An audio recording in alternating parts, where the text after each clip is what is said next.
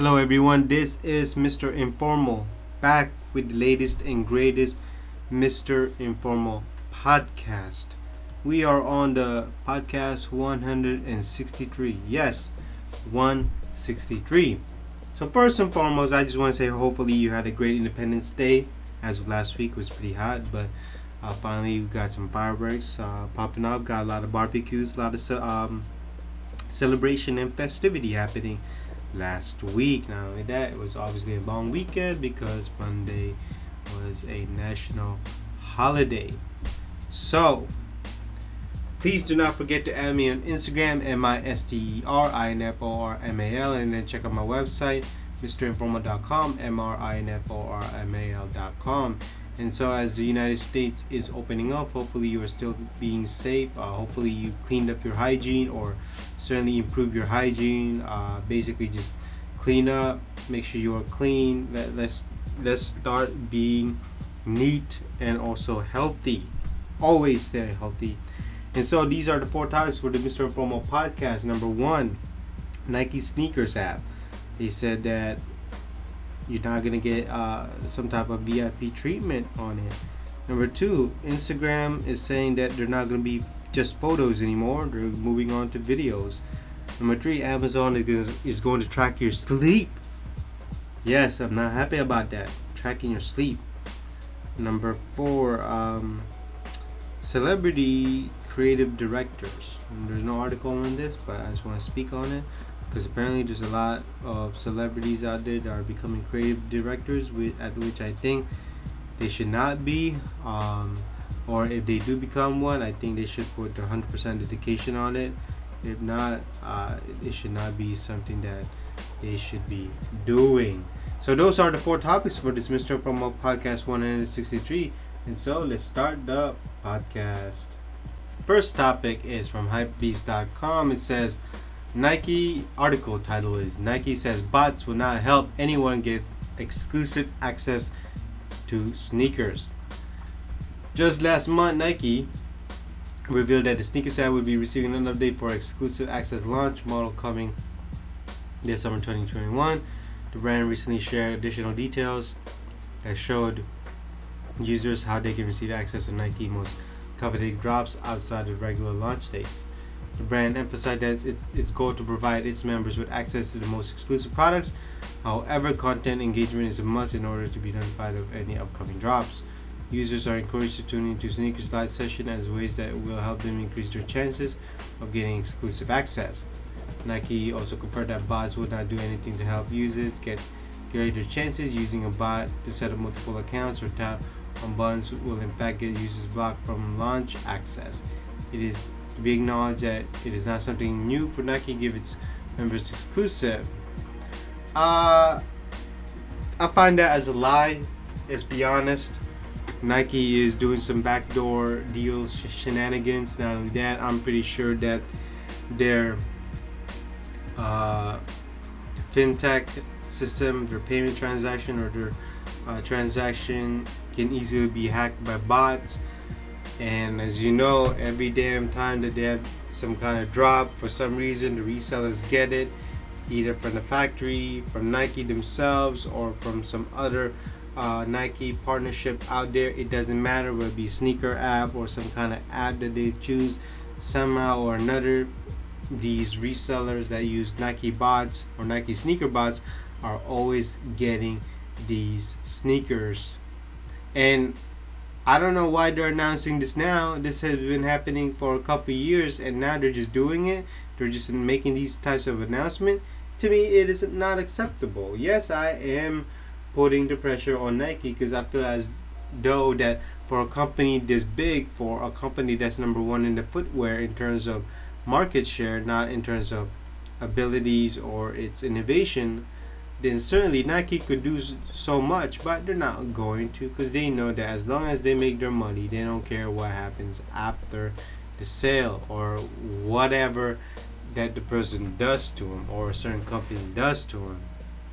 Now, to me, I find the sneaker app to be unsatisfactory, because no matter what you do over there, you somehow cannot even win or even a raffle. To me, if Nike does want to do this, screw this sneaker app. Why not just do it everything in store?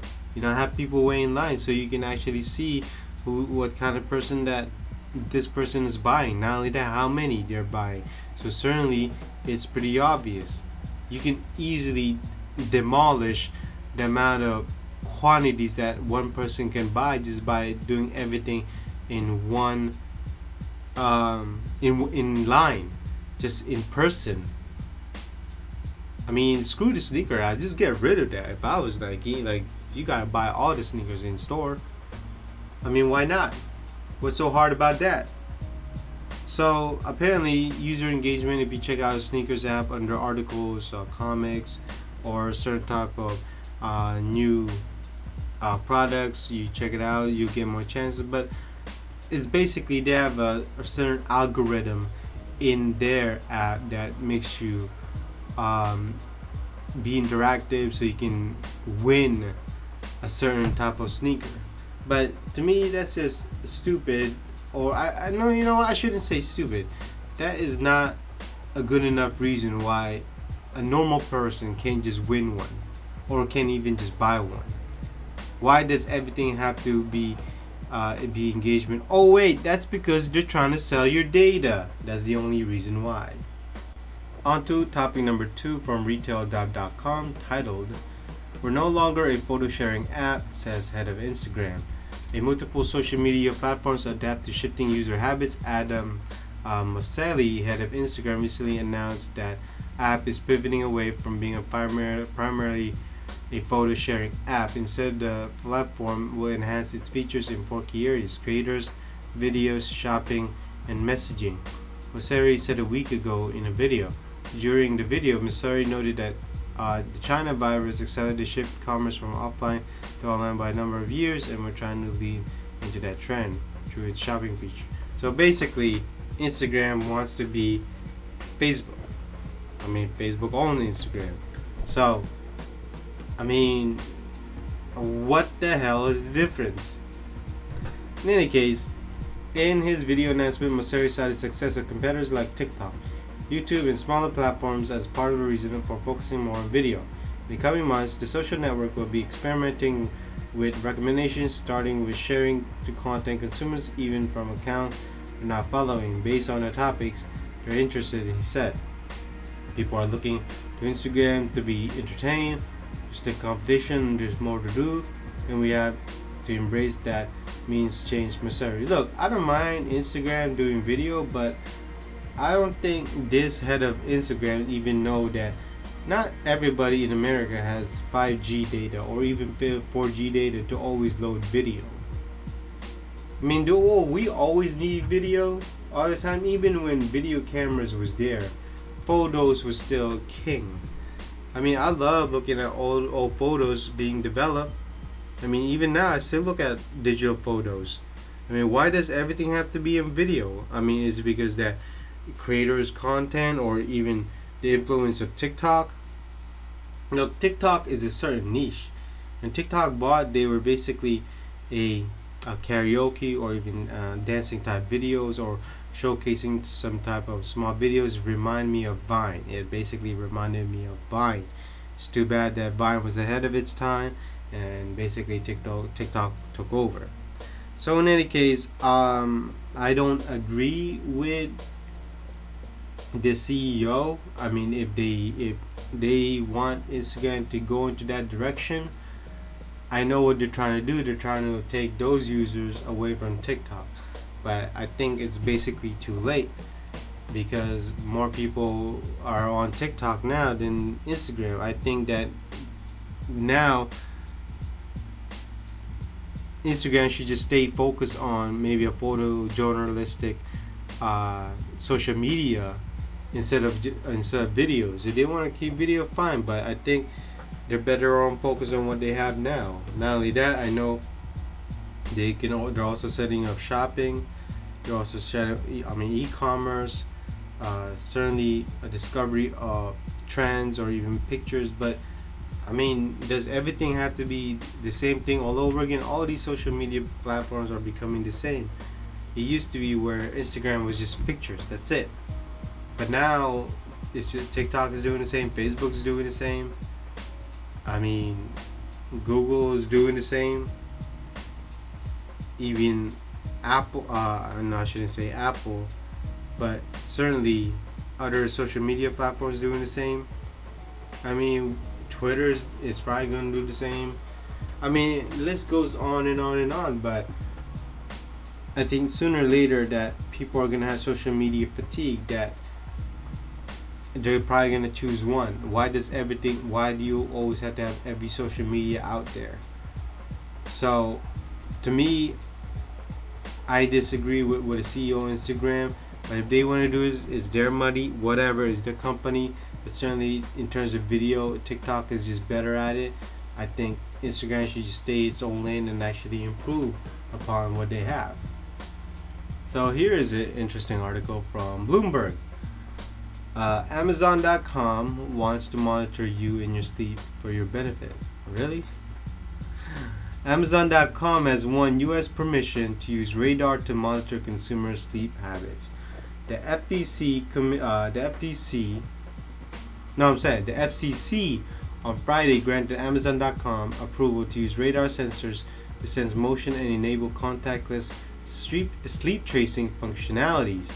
Amazon on June 20th asked FCC to regulate Airways users for permission to market a device that uses radar. The technology captures movement in 3 dimensions, enabling a user to control its features through simple gestures and movements, the company said in filing.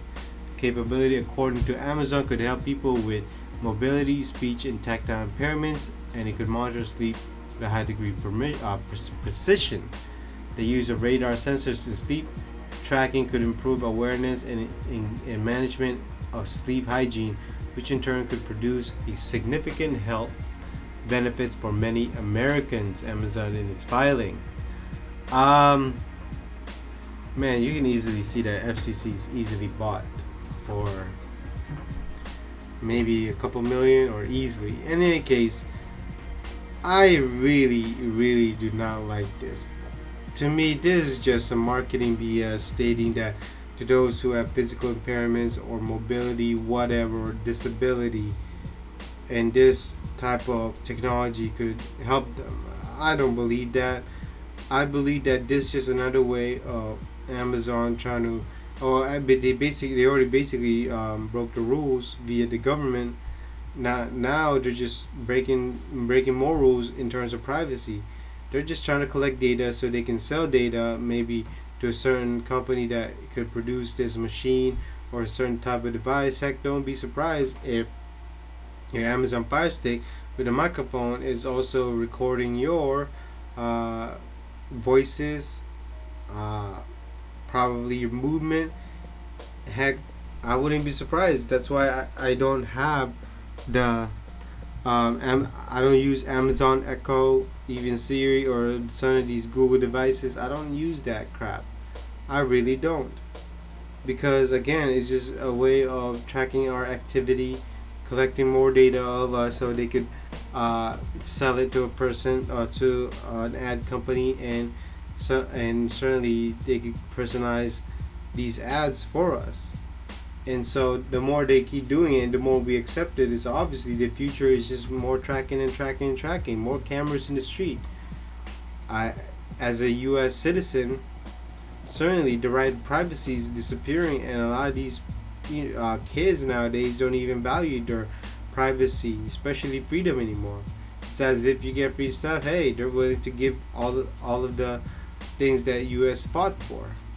But anybody who says that they're just helping out, I don't believe that. So here's later in the paragraph it says the FCC earlier granted similar permission to Google for radar to enable touchless control of Pixel smartphones. See, I don't believe that. Again, this is just one of those cases that it's just monitoring us, collecting our data. I mean, do we really need touchless? When if you have a physical, if you are blind, physical control actually helps you. What if you can't speak? Again, physical control actually helps you. Now, If you don't have hands, certainly if you're you're an amputee, certainly you can say that, but your voice says that. But again, why can't we just improve voices then? Why do we have to have a radar detection to go through that? So I believe it's just smoke and mirrors that these companies are doing, because again, it's just all of this is just collecting data for them to sell. On to the last topic, which is basically celebrity creative directors. There's no article on this. It's just something I want to speak about because it's becoming too common nowadays. To me, if you want to be a creative director for a certain company, you have to do this full time. You cannot be doing whatever you're doing 50% of the time and then come back and do this 50% of the time. When these companies hire you as a creative director, these companies are probably need help. They probably trying to find something to improve on, or they're trying to get more exposure for their brand to get sales. Not only that, personally probably being a stylist in the company and just say, hey, I like this, I like that, then that's it. And so it's not in if you're a designer and you have a celebrity creative director and that's all that the creative director does is that I like this, I like that, it's not much help, because I think a designer and a creative director should sit down and actually fine tune what they're looking for and have great chemistry. But when you have celebrities that don't have the experience of being in the company, what goes in the company, what goes into designing company, basically an education, then it's very hard. That's why a lot of celebrities, creative directors don't last. And the worst part about it is that you got these creative directors that should not be a creative director. So recent news is that A$AP Rocky, big fan of him, certainly. Pretty Flacco for sure, was named creative director for Pac's son. Now I'm not mad at him for hustling, certainly doing that, and certainly not mad at him, but I'm more mad at Pac's son for actually doing that. I'm not sure. I'm not saying I don't agree with this. I'm not sure about this hiring as A$AP Rocky being a creative director. I see more A$AP Rocky being more into street high fashion. It should be Rick Owens, certainly Tom Brown, or even Dior, or even Balenciaga. I don't see him in the Pac's son arena. That's what I'm saying. And so it was kind of odd. But hey, if he does great, that's great. But what I'm expecting for any celebrity becoming a creative director for a company is actually give 100% of your time. You can't just come back 50-50 or even just focus on 25%, because that to me doesn't make sense. Are you just a creative director, or are you just representing for the company? I think a creative director should show designers, developers, productions, or even the people who work there, show them a direction of what you want the company to look like, or your vision, or to the masses. And so, look, we'll see what happened with A$AP Rocky, but at the same time, it's not looking too good for celebrities to becoming creative directors for these companies, because it doesn't last long. It could be 1 year or even 2 years. But it's certainly a disappointing thing, because I think that if you are a celebrity, you should take 1 year off from doing what you need to do and just be creative director of the company. Why not? Get some education, and then when you feel confident that you can ease off a little bit, then certainly you can do that. But if you are just the beginning stage of it, then 100% of the time should be committed in there. In any case, that's just how I feel about it, because it's becoming too much that these companies are not hiring internally Instead, they hire externally, especially celebrities or people that should not even be a creative director. And so that basically concludes this Mr. Informal Podcast 163. Hopefully you enjoy your time listening to me from beginning to end. Gave you some insights. Hopefully I gave you the news that you don't normally hear. In any case, hopefully you are being safe. Stay still safe. Still safe. Summer is here. Please enjoy your time outdoors. Please go outside. Don't stay home. And please do not forget to add me on Instagram, MISTERINFORMAL, and then check out my website, mrinformal.com, MRINFORMAL.com. And so I will see you in the next podcast. Bye bye.